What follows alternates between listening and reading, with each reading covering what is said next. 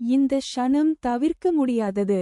ஒருவருக்கு நல்லவராக இருப்பவர் மற்றொருவருக்கு வேண்டாதவராக இருப்பது இயல்பு. அது கண்ணோட்டத்தை பொறுத்தது. அதனால் முடிந்தவரை குடும்ப அங்கத்தினர்களுடன் ஒத்துப்போவது நல்லது. எத்தனை பேர் இருந்தாலும் காலை நேர பதட்டத்தை தவிர்க்க பொறுமையாக இருப்பது நல்லது. என்னதான் வேலைகளை திட்டமிட்டு செய்தாலும் சில விஷயங்கள் கை மீறி போவதுண்டு. குடும்பத்தில் கூச்சல் குழப்பம் தவிர்க்கப்பட வேண்டும்.